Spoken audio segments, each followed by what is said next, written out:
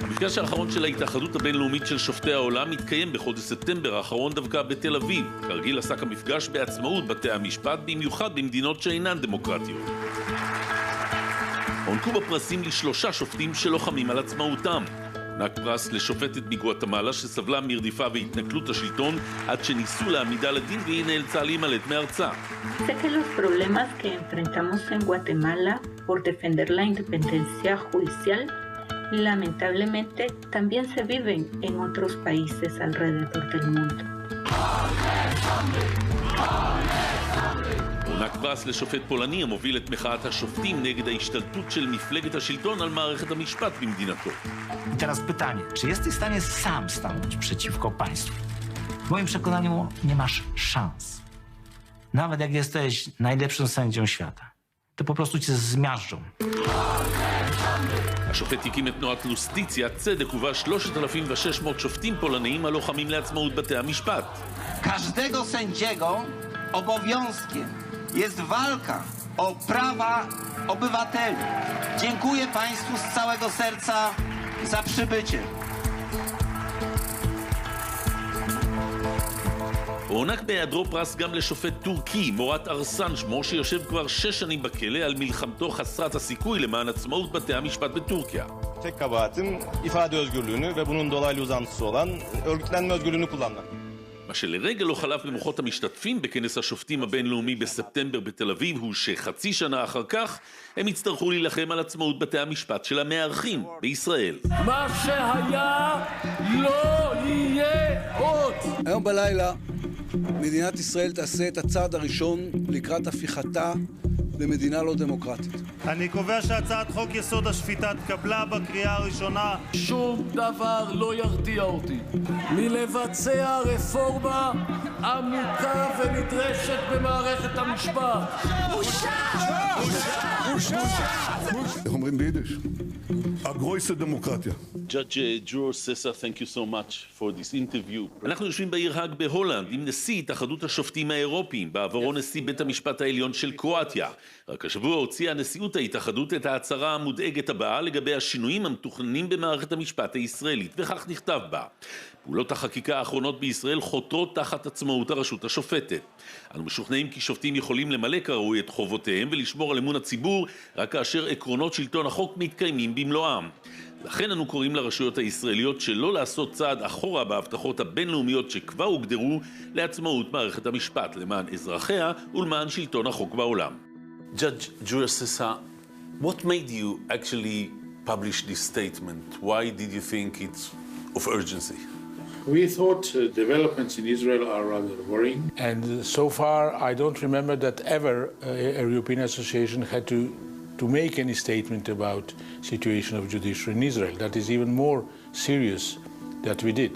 It's the first time you're issuing any statement about judiciary in Israel. It is the first time, yes. So these changes are something which is going step back on the guarantees of independence.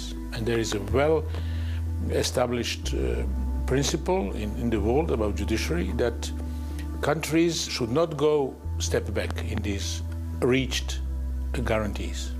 נשיא התאחדות השופטים האירופית ג'ורה ססה מפנה את הפוליטיקאים בארץ לאמנות האו"ם שעליהן חתומה ישראל, ובהן עקרונות הבאים לתת לבתי המשפט את העצמאות הכל כך חיונית לפעולתם. Those principles are speaking about appointment of judges, about promotion of judges, about discipline of judges, about how the judges should be elected, how they would have the security of tenure. And all these guarantees are there to protect public. To have independent judge who is free to decide on the basis of law, who will decide independently. מערכת המשפט בישראל, אומר לנו נשיא התאחדות השופטים האירופית, הייתה עד היום דוגמה בעולם למערכת שיפוטית עצמאית וחופשית. הוא מזהיר כי השינויים המתוכננים נוגדים את הסטנדרטים האירופיים. There's so many ideas, legislation from the justice minister, from members of the Knesset, from all of those, what worries you more? I think the most worrying issue from the judicial point, from the court point, is this changing of the balance in the council. And turning it political. Because the lawyers are getting out, 2 members of the parliament are getting in from the majority, so those 6 votes which would be needed for decisions could be done by the politics. And the European standard is that the judges should be appointed by the council, and at least 1/2 of those members should be judges elected by judges. In many countries it is at least that, and in some countries it is more. If Israel will follow that course, change those judiciary council, change the other laws, it will be no longer a democracy? That's what your concern is?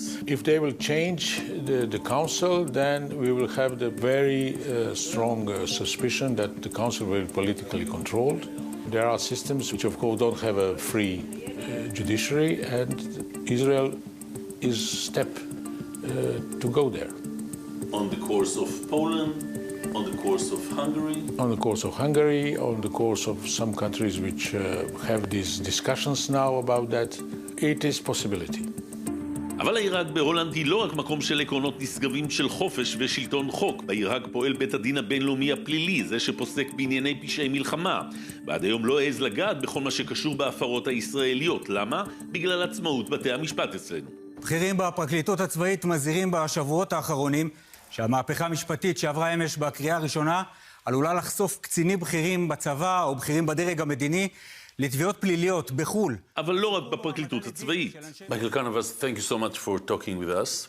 אנחנו מדברים בהאג עם עורך הדין מייקל קרנבס, מומחה לבית הדין הפלילי הבינלאומי, מייצג שם פושעי מלחמה, האיש שיודע מה יכול להביא אותך אל ספסל הנאשמים וגם מה לא. Let me just begin by giving you a general opinion about the Israeli judiciary as it stands now in the world view.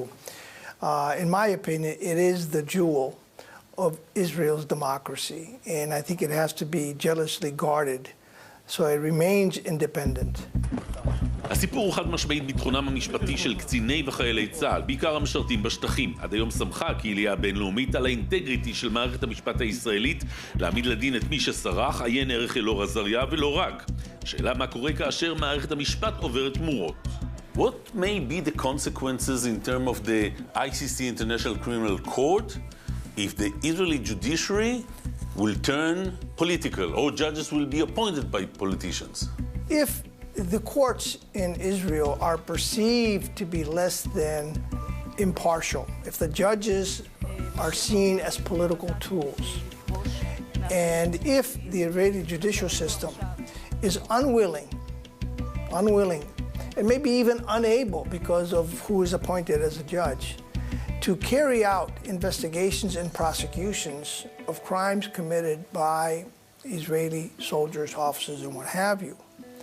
At that point, then the ICC may have to step in. So far, the ICC did trust the Israeli judiciary to conduct its own independent investigations, trials, etc. I think right now, Israel can proudly say that they have an independent judiciary, and that if and when crimes are committed, if the judiciary is independent, the prosecutors are independent, the cases are investigated promptly and fairly and openly and transparently, then there's no reason for the ICC to step in. And that's the case now.